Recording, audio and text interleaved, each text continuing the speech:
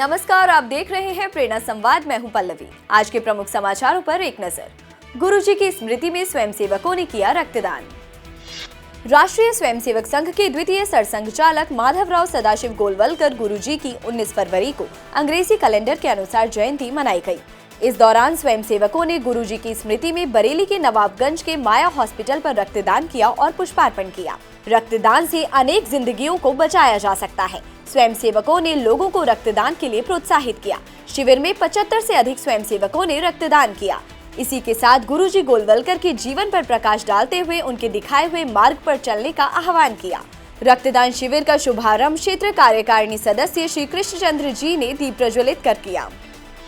शहीद परिवारों के बच्चों को ग्रेजुएशन तक की शिक्षा फ्री देगा छत्रपति शाहूजी महाराज विश्वविद्यालय। कानपुर स्थित छत्रपति शाहूजी महाराज विश्वविद्यालय अब शहीद परिवारों के बच्चों की ग्रेजुएशन तक की शिक्षा का खर्च उठाएगा। आजादी के अमृत महोत्सव के तहत छत्रपति शाहूजी महाराज विश्वविद्यालय 55वीं यूपी एनसीसी बटालियन और पीपीएन कॉलेज के संयुक्त तत्वावधान में शहीदों को शत-शत नमन कार्यक्रम में कुलपति प्रोफेसर विनय कुमार पाठक ने कहा कि ग्रेजुएशन तक की शिक्षा का व्यय उठाने के साथ ही अगर छात्रों को कोचिंग की जरूरत होगी तो उनको गाइडेंस भी दी जाएगी। विश्वविद्यालय शहर के शहीद परिवारों का डेटा जुटा रहा है। नागालैंड केंद्र के शिक्षण सत्र का शुभारंभ। पूर्वोत्तर में हिंदी का प्रचार प्रसार कर रहा केंद्रीय हिंदी संस्थान। केंद्रीय हिंदी संस्थान द्वारा संचालित नागालैंड केंद्र पर अध्यापक शिक्षा विभाग के हिंदी शिक्षण निष्णात, हिंदी शिक्षा पारंगत, हिंदी शिक्षण प्रवीण व त्रिवर्षीय हिंदी शिक्षक प्रशिक्षण डिप्लोमा का ऑनलाइन सत्रारंभ कार्यक्रम का आयोजन किया गया।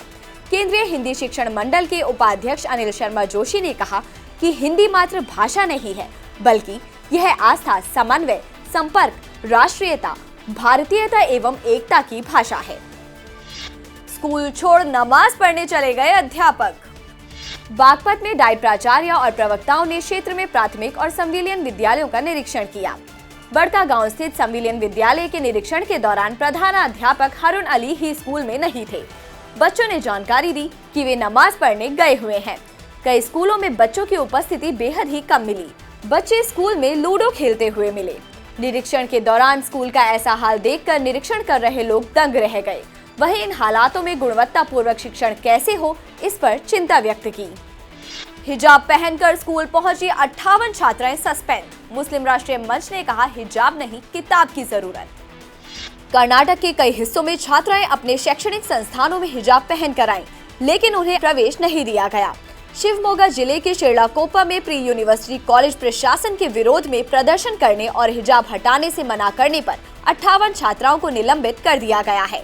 मुस्लिम राष्ट्रीय मंच ने अल्पसंख्यक समुदाय से रूढ़िवादी सोच से ऊपर उठने और प्रगतिशील विचारों को अपनाने की अपील की है। एमआरएम के राष्ट्रीय संयोजक एवं प्रवक्ता शाहिद सैयद ने कहा, मुसलमानों को सोचना चाहिए कि उनकी साक्षरता दर सबसे कम क्यों है। भारत के मुसलमानों को एक प्रगतिशील दृष्टिकोण अपनाना चाहिए। उन्हें यह समझना होगा कि उन्हें रूढ़िवादी सोच से ऊपर उठकर शिक्षा और प्रगति पर ध्यान देना चाहिए। शैक्षणिक संस्थानों में हिजाब पहनने की तुलना में शिक्षा अपनी प्रगति के लिए अधिक महत्वपूर्ण है। उन्नाव में गौरवशाली इतिहास बताएंगे मॉडल बूथ। 29 बूथों पर राष्ट्रवीरों की गाथा का होगा बखान। उन्नाव में मतदान के प्रति जागरूकता फैलाने के लिए मॉडल बूथ भी बनाए जाएंगे। इसमें मतदाताओं को इतिहास से रूबरू कराया जाएगा। मुख्य विकास अधिकारी दिव्यांशु पटेल ने बताया कि जिले में 6 महिला बूथ बनाए गए हैं, जो 6 महान महिलाओं के नाम पर है। इन बूथों को बेहतर तरीके से सजाया जाएगा। इनमें उन महान महिलाओं के चित्र लगेंगे जिन्होंने देश के लिए नई दिशा में काम किया है। मतदान के लिए 29 मॉडल बूथ भी बनाए गए हैं, जिसमें आजादी के बाद की 29 घटनाएं जिनमें भारत को गौरव प्राप्त हुआ है, उनका सचित्र चित्रण किया गया है। अब एक नजर आज की प्रमुख सुर्खियों पर। यूपी चुनाव, मुख्तार अंसारी के बड़े भाई सिबगतुल्लाह सहित 228 उम्मीदवारों के नामांकन रद्द। अब पूर्वांचल की 54 सीटों पर बचे 651 प्रत्याशी। यूपी में तीसरे चरण की 59 सीटों पर मतदान जारी। मुनव्वर राणा के बाद अभिनेता कमाल खान का बयान, योगी जीते तो नहीं लौटूंगा इंडिया। गोरखपुर जिले के चौरी चौरा के पास पुलिस पर फायरिंग करके भाग रहे 3 पशु तस्कर गिरफ्तार। 38 गौवंश कराए गए मुक्त। पीलीभीत में बोले मुख्यमंत्री योगी आदित्यनाथ, पहले होता था अराजकता का तांडव, पिछले 5 साल में नहीं हुआ कोई दंगा। प्रदेश में अराजकता थी, गुंडागिर्दी थी, लूट खसोट थी, हर तीसरे दिन एक दंगा होता था।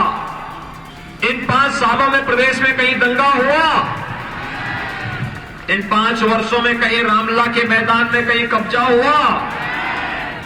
भाइयों बहनों, कब्जा तो नहीं हुआ, लेकिन अगर कहीं पहले किसी ने कब्जा किया था, उस कब्जे से मुक्त कराने का काम हम लोगों ने जरूर किया है इन 5 वर्षों में।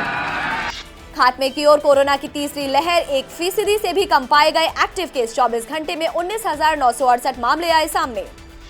घटते कोरोना के बीच यूपी में नाइट कर्फ्यू खत्म, पूरी क्षमता के साथ खुलेंगे स्कूल कॉलेज। चुनाव प्रचार पर लगी बंदिशें अब पूरी तरह से हो सकती है खत्म, राज्यों से मांगी गई रिपोर्ट। यूपी में 4 चरणों के बाकी है इलेक्शन। अमरनाथ यात्रा के लिए पंजीकरण शुरू होने की जल्द मिल सकती है खुशखबरी, प्रारंभिक तैयारियां शुरू। आज के समाचारों में इतना ही, फिर लेकर आएंगे कुछ नए समाचार, तब तक के लिए नमस्कार।